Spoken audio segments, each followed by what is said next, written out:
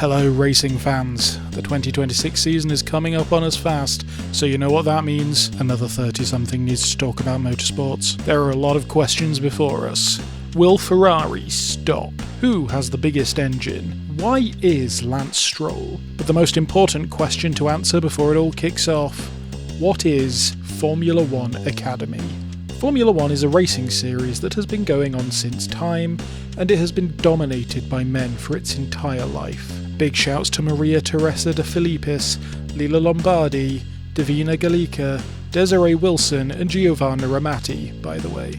In 2004, the Privilege Insurance Formula Women Championship began as a female-only, one-make racing series in the UK. The reasons for this were varied, but mostly that the FIA wanted to make a series to boost the female audience of motorsport. As an aside, this was not a single-seater sport. The formula in the title is there for brand recognition. Over a 3-year period, the series went through Mazda RX-8s, Caterham 7s, races, winners, and a year with no TV coverage. It also died out young.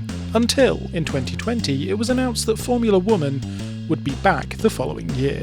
During the lull in Formula Woman, the W Series rose. A single-seater all-woman racing championship, W Series, which was designed to help promote and train younger female drivers with the hopes of entering higher levels of competition, held its inaugural season in 2019, then had to stop in 2020 for pandemic reasons. It returned in 2021 and 2022. The series was struggling with money, however, and folded after the 22 season. The idea to sustain a female-only, open-wheel, feeder series for the F1 seemed to be having troubles getting off the starting grid. Puns! Then, in 2023, helmed by former professional race driver Susie Wolff, Formula One Academy held its first season. Designed to help promote and train younger female drivers with the hopes of entering higher levels of competition, F1 Academy has grown to see 6 teams, with 3 drivers apiece, race at 7 GP events under FIA-regulated rules. That's another video for another time. With the next season starting in March 2026, alongside round 2 of the F1 season. F1 Academy is a spec series championship, where teams of individual drivers compete to go fast. Spec series means that all the drivers use the same Tatuus F4 T421 F1A chassis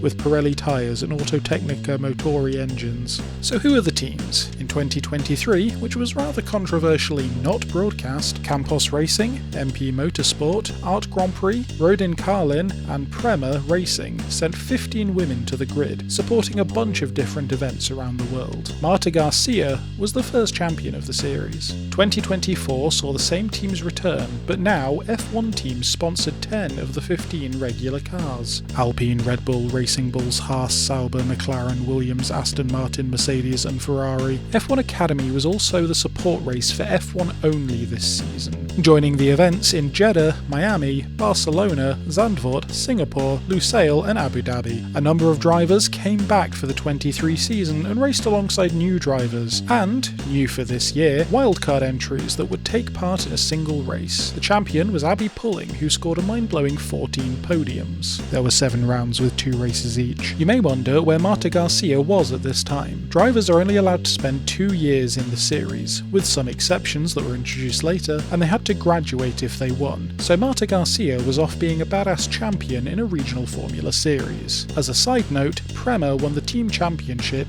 in 23 and 24. The 25 season saw a new team entering the paddocks. High Tech was added as a team, bringing the number of drivers up to 18. Still rocking the wildcards and now supporting F1 at Shanghai, Jeddah, Florida, Montreal, Zandvoort, Singapore and Nevada. Once again, Prema won the team championship.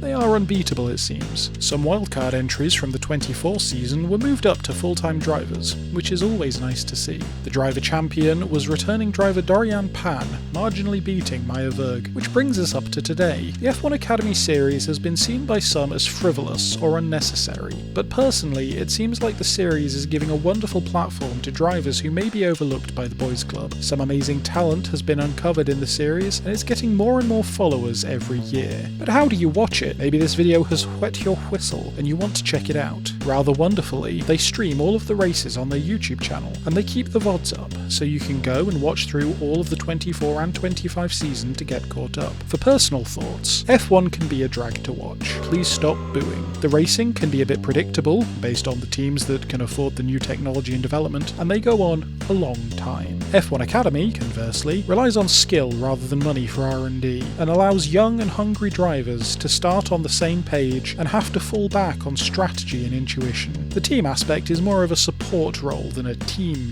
thing, so you get much less Crashgate shenanigans. The races are generally fewer laps than in F1 and aim to last for around half an hour, so they can be very digestible for people with shorter attention spans. All in all, F1 Academy is well worth your time and may help you fall in love with racing all over again. Thank you very much for your time watching this video. Next time we'll discuss the rules and regulations of F1 Academy. Good night.